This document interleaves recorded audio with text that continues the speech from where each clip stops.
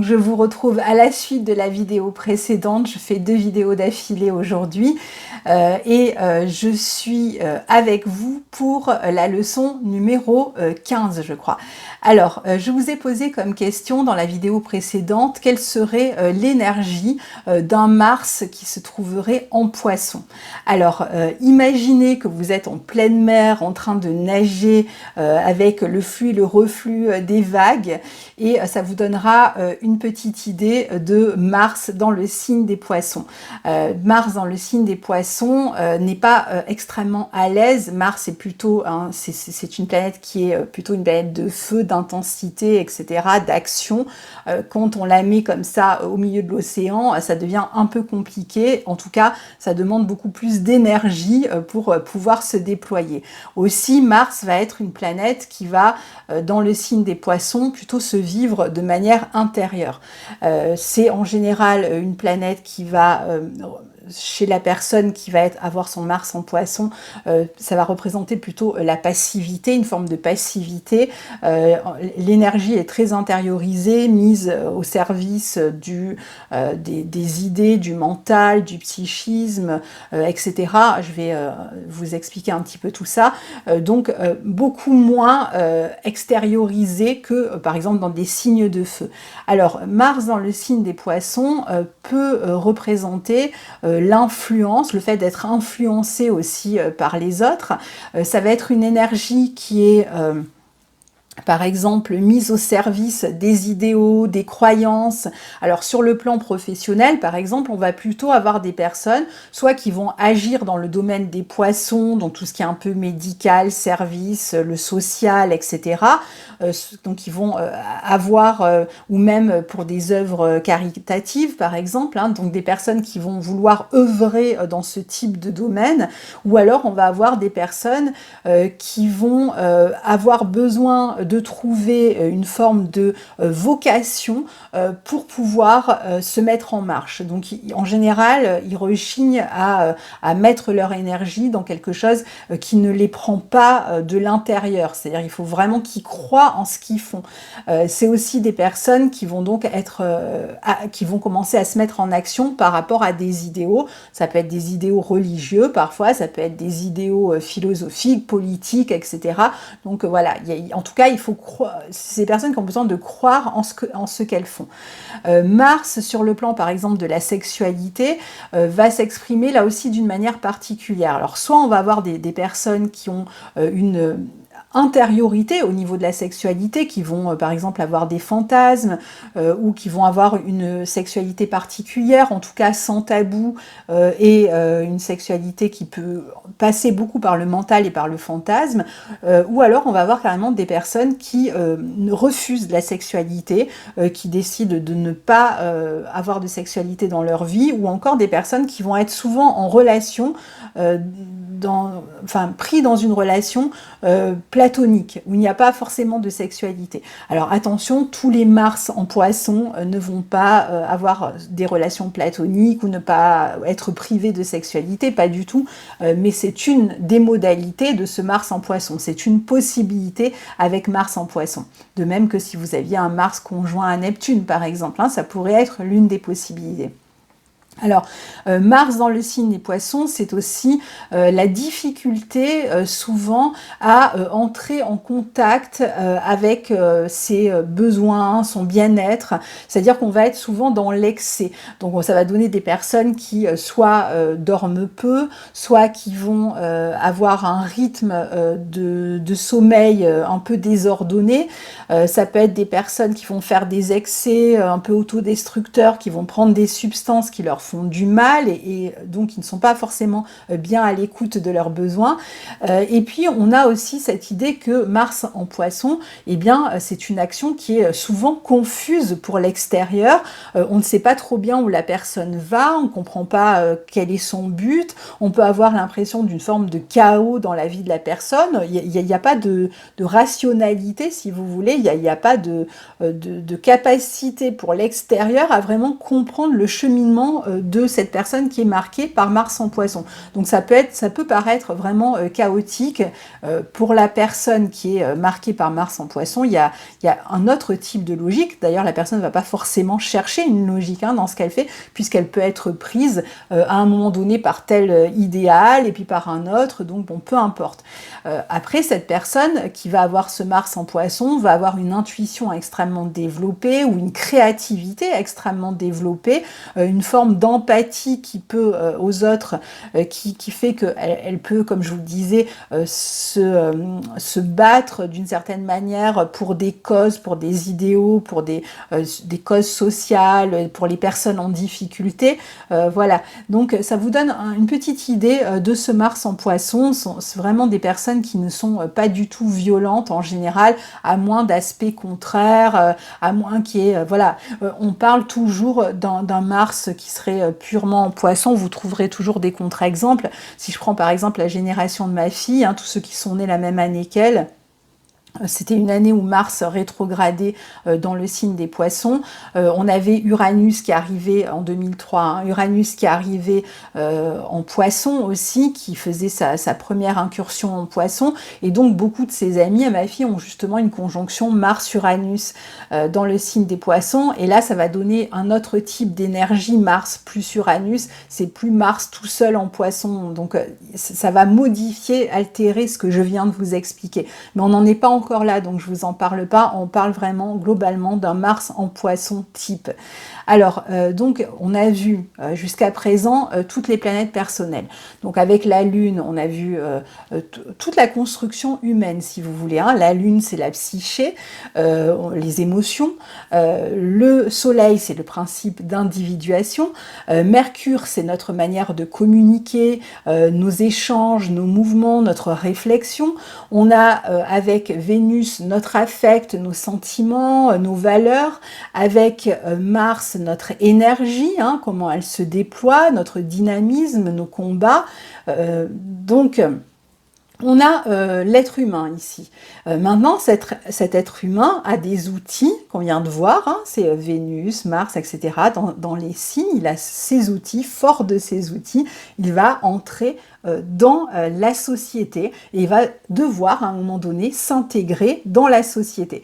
Alors justement, aujourd'hui on va voir Jupiter qui est la première planète sociale et qui nous parle de notre capacité d'intégration dans la société. Jupiter, c'est pour les anciens, je vous avais dit que Vénus représentait la petite bénéfique pour l'astrologie ancienne. Jupiter, c'est la grande bénéfique pour l'astrologie ancienne.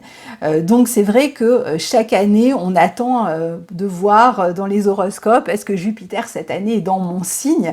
Parce qu'on en attend toujours beaucoup de ce passage de Jupiter dans notre signe. On peut être déçu parfois, je pense à l'année dernière où Jupiter était en Sagittaire en 2019 au carré de Neptune qui a créé beaucoup de désillusions, de déceptions, même s'il a apporté aussi certainement beaucoup au Sagittaire en termes d'intégration sociale, etc. Mais il y a pu avoir aussi des pertes, des dégâts. Bon, je n'y reviens pas. Alors, Jupiter, c'est une planète qui est extrêmement importante au niveau du système solaire, puisque c'est la plus grosse planète du système solaire. Elle fait environ 11 fois la Terre, donc vous voyez, c'est quand même une planète importante qui a un champ magnétique extrêmement fort, qui dégage beaucoup de chaleur, donc qui a vraiment une conséquence importante quand on la voit passer sur dans notre signe ou dans un signe où on a beaucoup de planètes.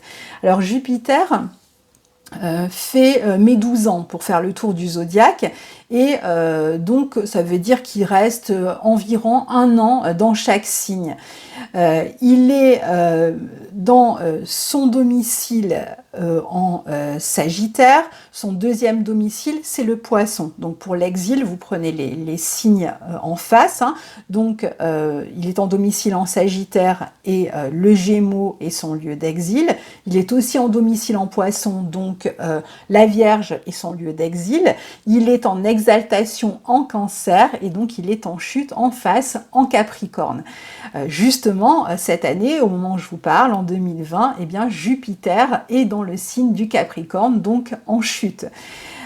Jupiter a une polarité masculine, il représente, donc je vous l'ai dit, le principe d'intégration, notre sociabilité, nos capacités de croissance, il va représenter aussi nos croyances, il va représenter l'expansion en fait dans un thème, surtout en transit, l'endroit où il va circuler peut nous en dire beaucoup sur les capacités d'expansion annuelles. Bien sûr, il n'est pas le seul, mais il est important en ce sens-là.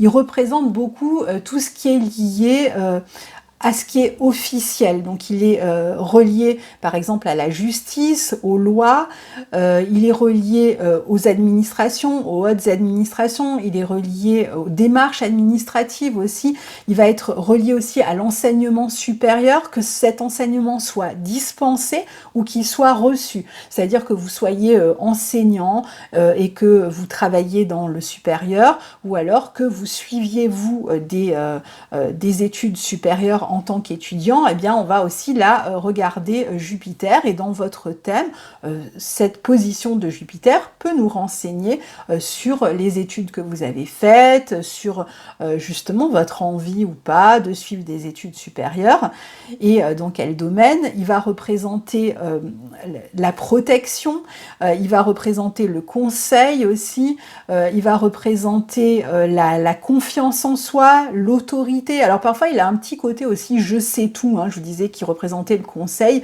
il a un petit côté je sais tout, donneur de leçons qui peut être un petit peu désagréable, hein, tout dépend de notre caractère.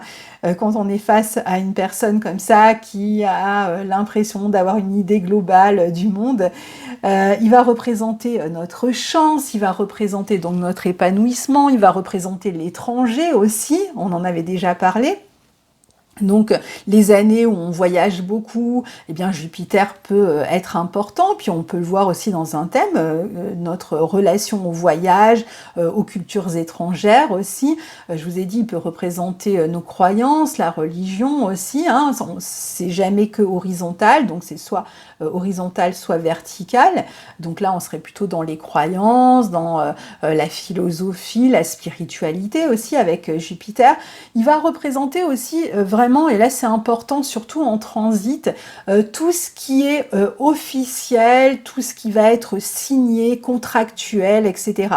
Donc que vous signez un contrat de travail pendant l'année, que vous signez un achat de vente un achat de vente, oula, un achat de maison, pardon, une vente de maison, que vous signez, je sais pas, un contrat de mariage, un bail, etc. Peu importe ce que vous allez signer, un divorce, voilà, tout, il n'y a pas de négatif ou de positif, en fait, peu importe, à partir du moment où il y a une démarche juridique, administrative, eh bien, je suis en train de regarder parce que j'ai l'impression que ça m'a fait un message, j'ai peur que ça s'arrête, mais je pense pas. Donc, au pire, je referai. Et donc, voilà. Donc à chaque fois que vous allez signer quelque chose, on a souvent Jupiter dans les parages. Les années aussi de réussite où on va pouvoir s'intégrer justement, hein, c'est bien cette idée où on va réussir, croître dans notre vie. Bien Jupiter aura certainement une position importante cette année-là dans notre thème. Jupiter, c'est sur le plan des personnes, ça va représenter les oncles, ça va représenter les tantes, ça va représenter la belle-mère, le beau-père aussi, hein. C'est aussi sur le plan de la société, ça va être l'enseignant, le gourou par exemple, le journaliste, le banquier, l'avocat, hein, ça peut être ce type de personnes-là.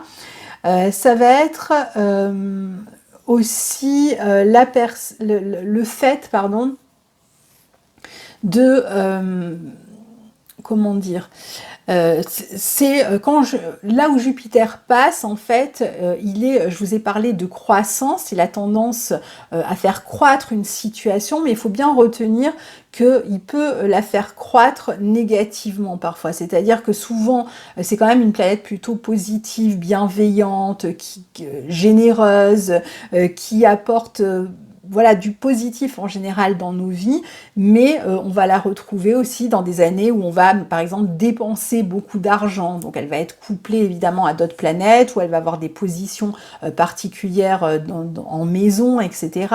On va la retrouver quand on subit des pertes aussi sur le plan matériel, par exemple, ou quand je vous ai parlé de divorce, hein, par exemple, on peut la retrouver, ça peut être un divorce en fanfare, etc. Alors, en général, Jupiter va faire que les choses se passent moins mal que prévu, même en cas de situations qui peuvent être vécues négativement par nous. C'est vrai qu'elle reste quand même le grand bénéfique, donc elle apporte toujours quand même quelque chose de positif, même en cas de situation compliquée ou difficile, on va réussir à tirer notre épingle du jeu, à rebondir, à s'en sortir, etc. Bon, c'est un ensemble, encore une fois, Jupiter ne peut pas tout faire, où on va trouver du soutien auprès d'une personne, donc ça nous aidera à traverser une situation par exemple difficile, mais c'est vrai que bon, quand même en général Jupiter c'est quand même un principe de réussite, de croissance et d'intégration, c'est vraiment ça qu'il faut retenir. Alors avec cette idée, il faut imaginer, je vous avais dit je crois hein, pour le signe de la Vierge, que c'était le microscope du zodiaque, et pour le signe du Sagittaire, que c'était un peu la longue vue du zodiaque. Eh bien, imaginez, c'est un peu ça. Là où passe Jupiter, il y a un effet de loupe, en fait. Hein. C'est grossissant en positif comme en négatif. Alors, je vais vous montrer le tableau.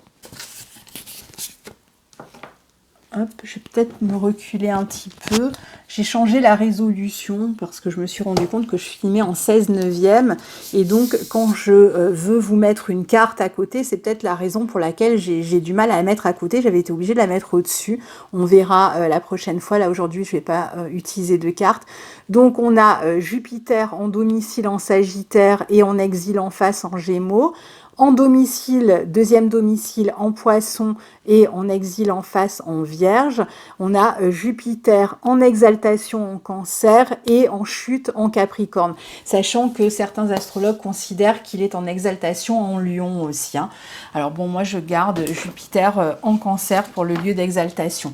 Alors au niveau des questions, là je vais vous poser une question d'actualité puisque je vous ai dit que Jupiter était en ce moment dans le signe des Capricornes en chute cette année pendant toute l'année 2020. Eh bien, je vais vous demander d'essayer de me dire, d'après vous, dans tout ce que nous vivons en ce moment, et c'est pas fini, hein, puisqu'on en a jusqu'à la fin de l'année avec Jupiter en Capricorne, eh bien, qu'est-ce que vous retenez par rapport à ce qu'on a dit de Jupiter, par rapport à ce qu'on a dit du Capricorne, et que vous faites une synthèse des deux, en quoi notre situation actuelle est à relier à ce Jupiter dans le signe du Capricorne, sachant que encore une fois, on est dans des exercices, on est dans un cours de débutant et que normalement, bien entendu, si on voulait bien analyser la situation actuelle, on ne pourrait pas se contenter de Jupiter en Capricorne. Dans le signe du Capricorne, on a Saturne cette année, en tout cas à certains moments de l'année, on a Pluton, on a le nœud sud qui est là jusqu'au mois de mai, en plus de Jupiter. Donc on ne peut absolument pas décrypter une situation juste en parlant de Jupiter en Capricorne. Donc moi ce qui m'intéresse c'est que vous essayez de voir par rapport à ce que l'on vit, et puis il n'y a pas de réponse type, hein. Ça m'intéresse de voir comment vous allez l'analyser justement, mais par rapport à ce que l'on vit, là où vous reconnaissez Jupiter en Capricorne. Faites attention, Jupiter, pas Saturne, pas Pluton en Capricorne, juste Jupiter. C'est pas la même chose. Donc comment vous le... Dans quoi vous le trouvez autour de vous aujourd'hui, dans notre situation, où c'est que vous reconnaissez ce Jupiter en Capricorne. On en parlera la prochaine fois au prochain cours. Je vous souhaite bon courage et je vous dis à bientôt. Au revoir.